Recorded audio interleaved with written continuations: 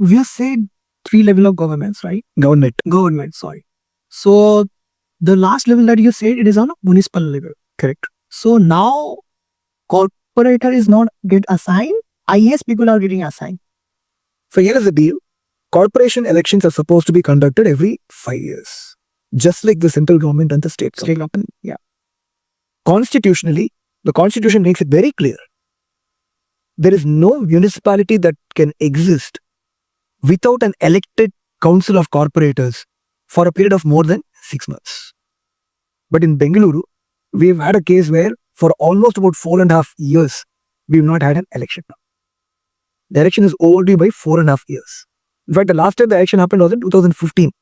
And is due to any kind of protest or like, what is that? Interestingly, what happens, what the constitution also says is that when there is no elected municipal council, the municipality comes under the administration of the state government. And when there is 10,000 crores at play, and when the MLAs can directly control this money, they do not want the municipal elections to be held. And the state government keeps finding a range of different ways by which they keep postponing the election. The predominant way is by what is called as delimitation. The wards have to be redrawn every now and then. And they use that as a pretext. They will say that we'll do a new delimitation, but not do it. And keep changing it. And on top of that, reservation has to be earned for different wards, for which they will keep claiming that we have to do some kind of a caste census, we have to do a survey, and all of that, and keep delaying the elections. And this is not a problem that Bengaluru alone faces. Many of the cities in Bengaluru are facing the same problem. In more than 50% of the municipalities, including town municipal corporations, the elections keep getting delayed beyond the regular time frame. This framework got copied somewhere, or this is the first framework that we have created in within India? The BNP framework? Yeah. I ask you the question, can you think of any party in India or in the world? So I believe that this is an innovation in politics and governance. I firmly believe that over the next 25 to 50 years, municipal governance will take center stage. Municipal governance and municipal governments will take center stage. How so? If cities have to function well, without a very efficiently functioning municipality, it's not possible. Because the money is actually coming from the municipality, right? So if the municipality is not run well, the city cannot shape up well. And one of the reasons why our cities are in bad shape is because of the misgovernance that we see. And I'm hoping that a model like BNP, and I'm hoping that we'll be able to win quite a few wards. We are confident of that. And we can demonstrate the kind of governance that we can deliver in these wards. And I'm hoping that this can act as an inspiration. I'm hoping that it can act as a role model or a replica for others to follow. And gradually, if this model takes shape in many places with other people adopting this, is there any ready have a future and the country has a great future? Okay. Is there any roadmap for this, or when it will get implemented? How soon it will get implemented? Which one? These principles that I'm talking of. That is after we get into power, and for that, we have to first contest the elections, which we are waiting for, and then waiting for some of us to get elected as corporators in the first term. And another 5 years' time, I want to get a lot more of our people get elected as corporators, start demonstrating a significant level of impact, and at which point of time, I believe that there would be an inflection point. And your party are going to be limited within municipal. Only Bengaluru. Okay. Only BBMP. Okay. Only civic issues. Okay. They're not going to extend MLA MP level. No. That's great. I have registered the charter document of this party with the Election Commission, which states explicitly that this party will contest in the municipal elections relating to the greater Bengaluru area. Actually, this framework is really nice and good. It's not only for Bengaluru. It's for any other city in India or outside. Yeah, this is great actually. On municipal, on this low level, if we are able to clear out all these things, then I think city will function at a very good level, no? City has a great future if this model can take shape and take shape at a larger and larger scale. Absolutely. There is no reason why this model can't be applied to a Mumbai or a Hyderabad or a Kolkata or a Shimla or a Darjeeling or a Coimbatore or Mysore or any other city for that matter. Those are all long term, and I hope that a lot more such initiatives are taken. But given the immense nature of the problem that we face in Bengaluru, I and BNP, we want to stay focused only on bakery. What kind of barrier you guys face while applying all this principles, framework? Right now, the fundamental challenge is that elections have not been held, and we are not able to get our people elected as corporators. So that is the biggest challenge. So once we have some of us into the corporation as corporators, we can start demonstrating what we can do. But having said that, I'm also not waiting for it. I've already told many of my team members, we are already present in about 30 to 35 wards. And in these wards, the leaders that we have, they already behave like corporators. And things we don't have the money to spend. But many issues do not need money. It just needs engagement with the system and the official for it to be sorted out. So that's something that we are doing. So there is no challenge from that perspective.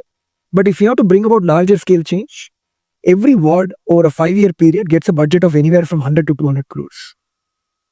If we have that kind of a money, then we can implement the larger scale changes. So that's one big challenge that we have. 100 and 200 crores. Oh, what? For each ward. Oh, how many wards are there in Bangalore? About, right now it's 225 wards. Okay. I got it. You get a sense of How much money got involved? how much money is involved, and it's all decentralized. It's all supposed to be decentralized. Every ward, the ward that we are sitting in right now, it's called Hoysala Nagar ward. It's predominantly Indira Nagar area. Imagine if Indira Nagar had about 100 to 200 crores to spend for the maintenance and upkeep. There is so much that we can do. Okay. Bulk of that money today is getting siphoned off.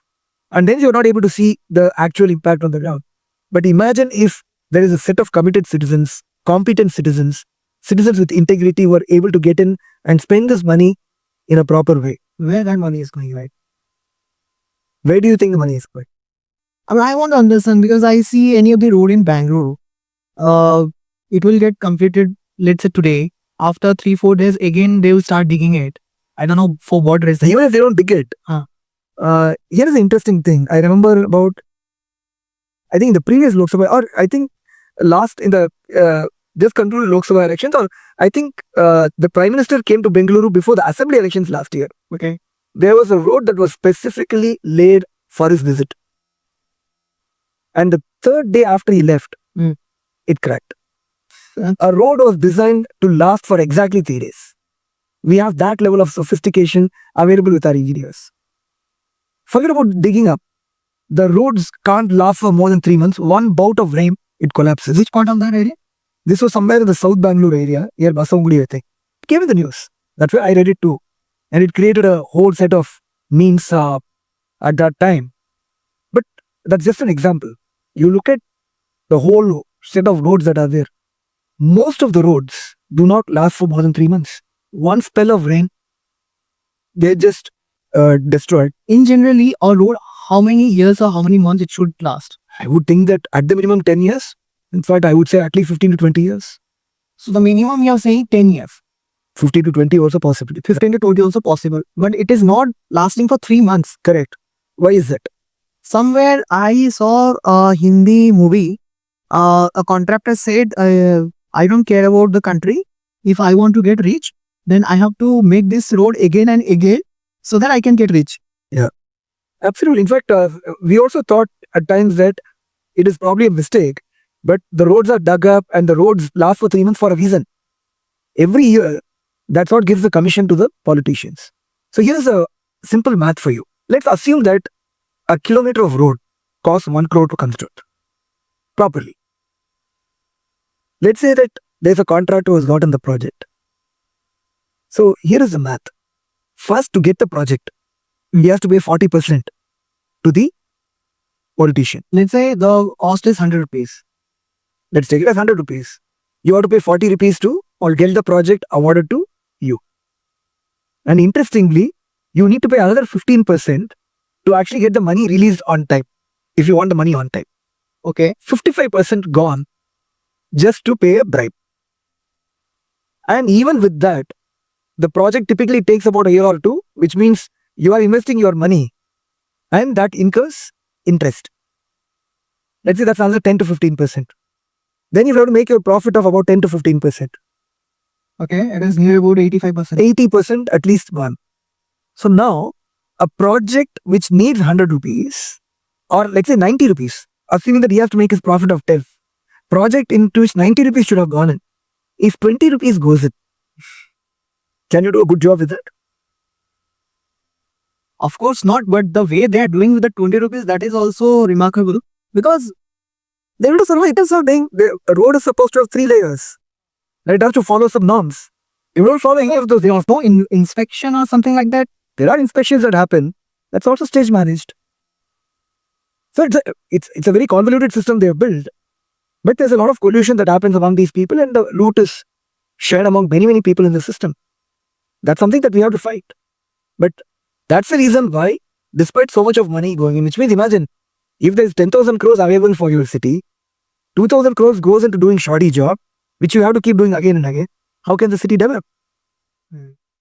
I hope it gives you a perspective on why our city is in bad shape. And all this 40% and all, you have heard of 40%, right? Did I introduce the term to you? Contractors have committed suicide, saying the politicians are demanding 40%. This happened during the BJP rule. It's happening during the Congress rule as well. It doesn't matter which party these politicians belong to. When it comes to freezing our system, freezing the money that is available, they're all the same. That's why last 20 years, Bengaluru, despite having at various points of time Congress, JDS and BJP governments, the quality of the infrastructure continues to remain pathetic. Good. So we have discussed a loss. Now, as we discussed that at certain point, your party will go for election, right? Yes. Now, we need to understand the manifesto that your party has right now. And if you can brief it, it would be. It's a very simple thing. In fact, I would believe that ours is the only party that has already created a manifesto for the municipal elections. So at a fundamental level, we have created what is called as a 25-point ward manifesto, which is applicable for every ward. This is the common minimum stuff that we will do in every ward. That includes making roads pothole free, ensuring that all the projects that are approved for the ward are displayed in the public domain, ensuring that all the streetlights are functional, ensuring garbage collection on a daily basis to make it a garbage-free locality, undertaking a tree census. So along these lines, there are 25 points. One fundamental point is paying Paura Karmikas on time. What? Paura Karmikas. These are the sweepers and the housekeeping staff that you would see on the roads who keep our roads clean. They're not paid properly, on time. They're not taken care of. So we want to ensure that they're all taken care of properly. So our ward, 25-point ward manifesto, it's put out already in the public domain. If you go to our website nammabmp.org, we have a manifesto section where this 25-point manifesto is available for anybody to view and download and keep it and hold us to account as we move forward. Apart from the ward manifesto, we have created manifestos specifically for lakes, for Paura Karmikas. We have created manifestos for trees. So we are taking each function. We have not created all the manifestos yet, but for each function of BBMP, we want to slowly start creating manifestos. Manifesto for animals, animal welfare. Okay. Manifesto for apartment dwellers. So we already created some of these manifestos and talks of very fundamental points. No grand promises. Simple on-the-ground promises that can be implemented and that can be actually measured. Like, as I said, ensuring that the roads are pothole free. Right? Undertaking a tree census. Paura Karmikas are paid on time. These are all simple points. And what about animal welfare? Animal welfare, ensuring that the street dogs that are there in a locality are properly vaccinated. Ensuring that there are spots that are created for feeding of the stray animals. So simple points that impact us on a day-to-day basis. We are creating these kind of manifestos and we will hold ourselves to account on those points.